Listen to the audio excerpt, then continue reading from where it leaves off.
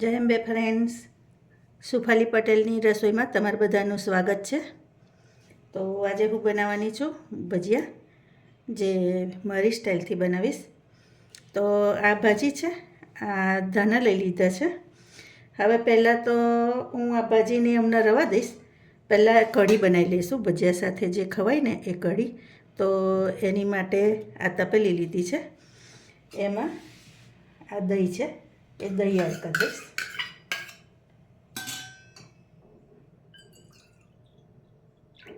તમારે કઢીની ક્વોન્ટિટી તમારે જો કઢી તમારે જેટલી ખાવી હોય ને એના પ્રમાણે રાખવાની.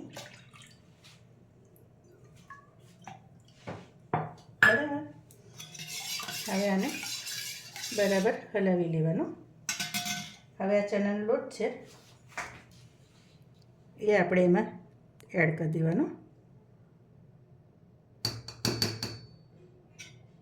અને હવે એને ફેટી લઈશું.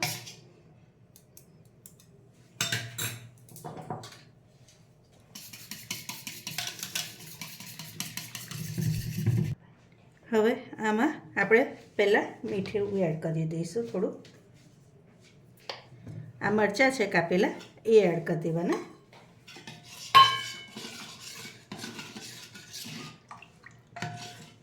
હવે પહેલાં કઢીનો વઘાર તૈયાર કરી દઈશું. તો આવી રીતે થોડુંક તેલ લઈ લેવાનું. તમે તેલ કે ઘી લઈ શકો. હવે તેલ થાય એટલે આપણે રાઈ એડ કરી દેવાની.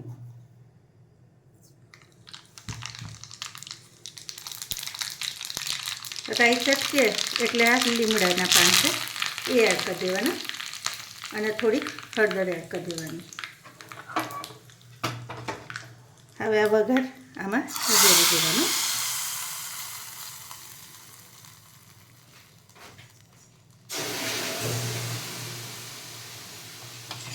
હવે આ કઢીને ઉકળવા દેવાની.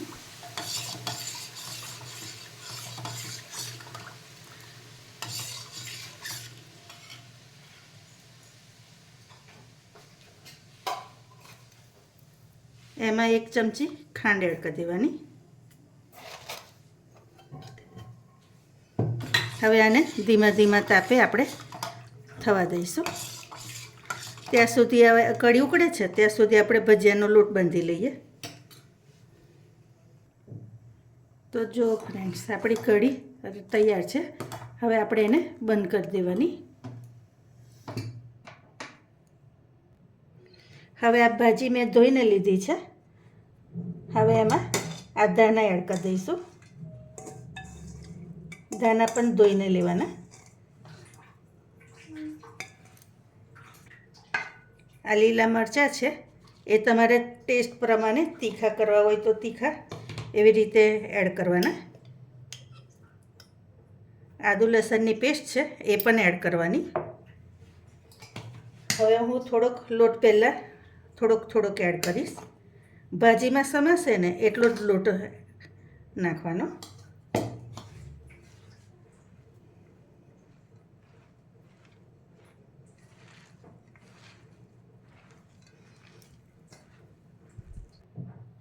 હજુ ઓછો લાગે છે એટલે હું બીજો એડ કરી દઈશ.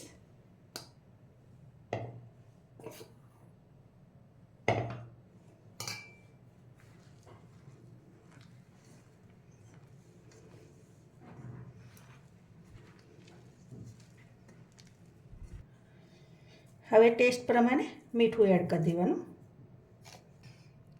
આ મરીને તજનો પાવડર છે એ એડ કરી દીધો.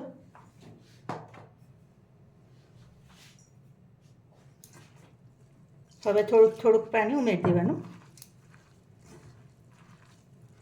અને લોટ આવી રીતે હલકો બાંધતા જવાનો.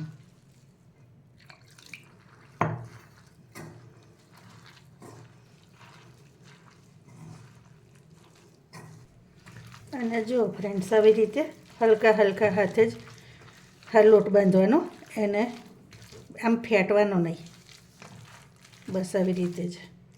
અને આપણું ખીરું થોડુંક આટલું એમ નરમ થાય ને આટલું એમ એવી રીતે રાખવાનું. બરાબર.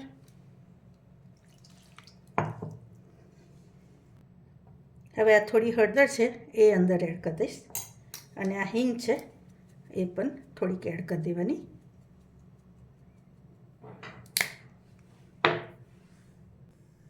હવે ફ્રેન્ડ્સ આપણે સોડા એડ કરી દઈશું.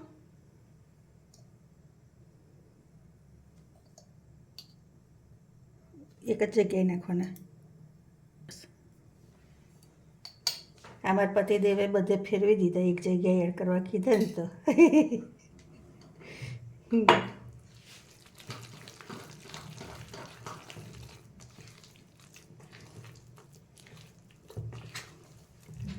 આવી રીતે મિક્સ કરી લેવાનું.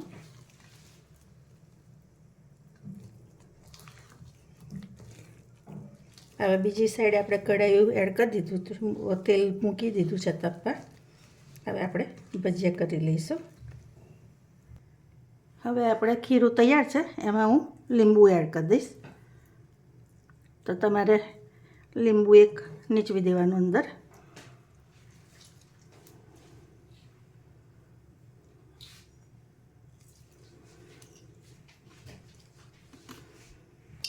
હવે આપણે જે તેલ હોય ને ગરમ કરવા મૂક્યું હોય ને એ ગરમ તેલ હોય અંદર એડ કરી દેવાનું.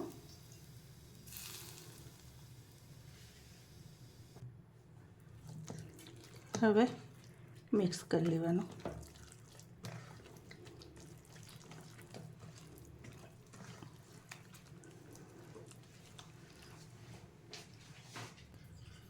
હવે તેલ થઈ ગયું છે, આપણે ભજીયા કરી લેવાના.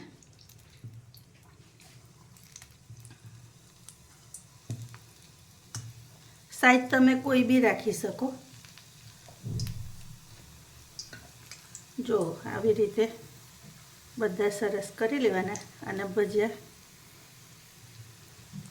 કઢાઈમાં એટલા જ એડ કરવાના, વધારે નહીં કરવાના. બસ આટલા જ રાખીશું.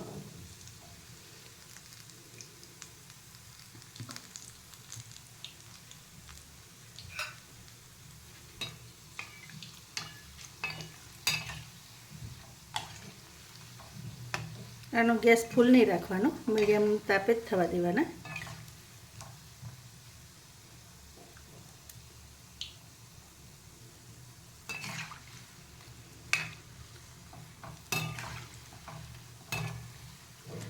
તમારે ભજીયા હંમેશા એટલું યાદ રાખવાનું કે ભજીયા તમારે બનાવવા હોય ને તો તમારે ઘરનું બેસન જે હોય છે ને એનો ઉપયોગ નહીં કરવાનો, બહારથી બેસન લાવીને કરવાનો. જે બહાર બજારમાં મળે છે ને એ તો એના ભજીયા બહુ સરસ થાય છે. આજે તમને બતાવું છું એ મારે ઘરનું બેસન છે, પણ તોય સરસ થશે, પણ પહેલાંનું વધારે સારું રિઝલ્ટ આવે છે.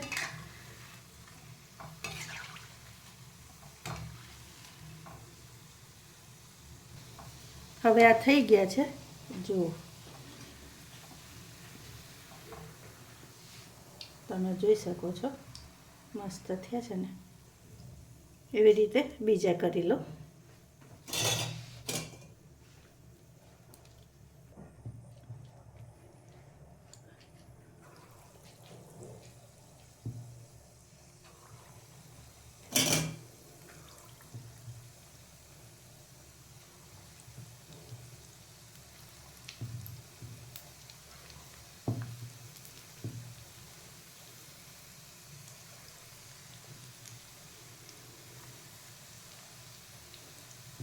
અત્યારે તમે માનો નહીં, ભજીયાની બહુ જ મસ્ત સુગંધ આવે છે, એકદમ સરસ. આવી રીતે જો ફલટાઈ જવા જોઈએ એની જાતે જ સરસ ભજીયા થાય.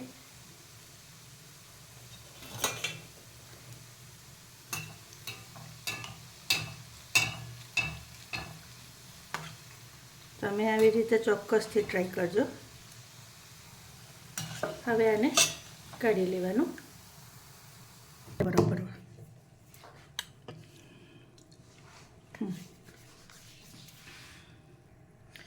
ઘણાથી ફ્રેન્ડ્સ ભજીયા ગોલ નહીં થતા, તો એની ટિપ્સ બતાવું તમને. તો આવી ધારવાળું વાસણ લેવાનું, અને આમ હાથ રાખવાનો, અને આમ કરીને લેવાનું, આમ, અને પછી એવું લઈ અને સીધું આમ જ મૂકવાનું. જુઓ તમે આવી રીતે મૂકશો ને તો જેનાથી ગોલ નહીં થતા ને એના ભજીયા પણ ગોલ થશે.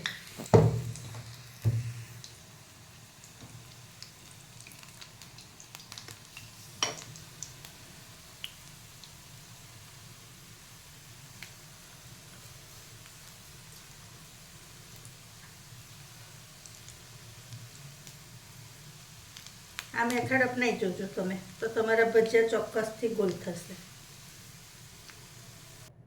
હવે મરચાં તળી લેવાના.